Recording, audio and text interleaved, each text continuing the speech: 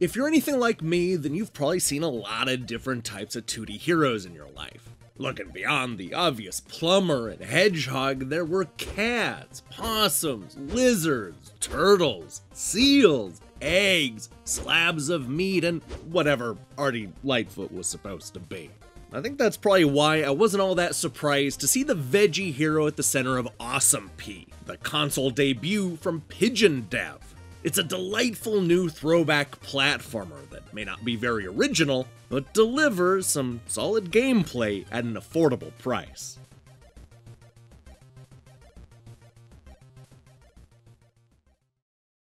This is the story of a greedy pea who rolls and jumps his way through 30 different stages in an effort to collect all the coins and gems. There's not much to the story outside of that simple premise, so don't expect a lot of twists and turns. This is a simple, straightforward 2D platformer where the goal is to get to the exit without getting hit by any enemies or spikes. It's a challenging throwback that reminds me of a cross between Super Mario Land and Super Meat Boy.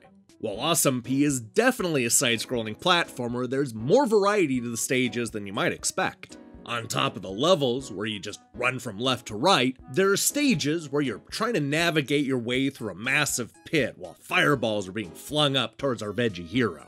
There are also stages where you're jumping on clouds in an effort to climb to the top of a castle. And don't forget about the stages inside that castle, which force the little pea to double jump through a gauntlet of moving saw blades. And then there's my favorite, the level where you're trying to avoid enemies on top of a moving train.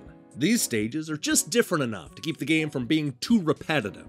That may not sound like a big deal, but you might be surprised by the amount of budget-priced platformers that do that tried and true left-to-right thing and just call it a day. There are different skills required to complete each of these levels, and some of them are genuinely challenging. The titular P will die after any hit, no matter what, so a lot of the game comes down to carefully making your way past spike pits, fireballs, and saw blades. That's easier said than done, because some of these stages are surprisingly long. This can be a challenging game, and not just because the P's only ability is a double jump. Although occasionally tough, I never found the game to be frustrating. Awesome P largely works because of the tight and responsive controls. Between being able to move around in the air and perfectly predict each jump, this is one of the better playing 2D platformers in recent memory. When I died, it always felt like something I did wrong, and not the cause of floaty gameplay or cheap level designs.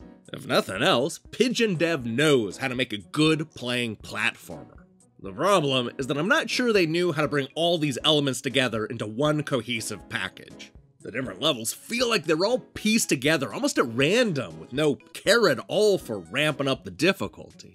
The stages at the beginning are all substantially harder than anything at the end, to the point where I started to wonder if I was playing the game backwards.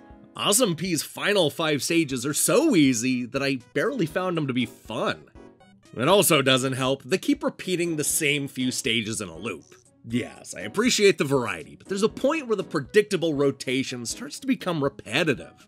They don't really do anything new with those different types of stages outside of rearranging the obstacles. And why are there 12 stages in World 1? That's more than both World 2 and 3 combined! It's not like the type of stages connect with anything you're standing on, so why even bother with a world map?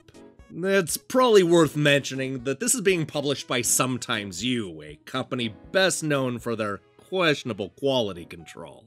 If you've paid attention to my reviews, then you've already heard me complain about their bad and often broken games. Simply put, Awesome Pea is the best game they've published yet, and it's not even close. This is more than just a quality platformer from Sometimes You, it's a legitimately good game. It has tight controls and a nice variety of stages, which is a lot more than I can say about something like Siggy, a fart for Melusina. Awesome Pea may not be the must-own game of the year, but it's certainly the first Sometimes You game I can recommend without adding a bunch of caveats.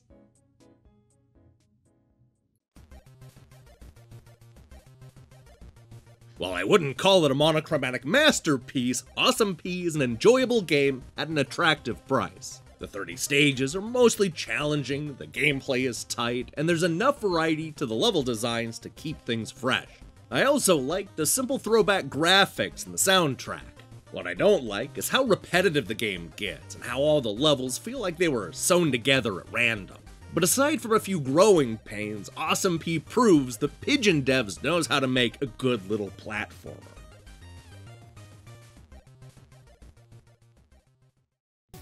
Hey, thanks for watching our review. If you liked what you saw here, then you should know that we post new reviews and features almost every day. Now here's the question I have for you. What kind of object or animal should be cast in the next 2D platformer? It can be anything from a sloth, to a tea kettle, to a bar of soap. Give me your best action hero pitch in the comments below. In other news, we have a packed week ahead of us. We're going to be reviewing Nintendo Power covers on Wednesday, followed by our review of ToeJam and Earl Back in the Groove on Thursday. There's also going to be a Sega-related quiz on Friday, so I strongly recommend you click that subscribe button and support what we're doing here. Until then.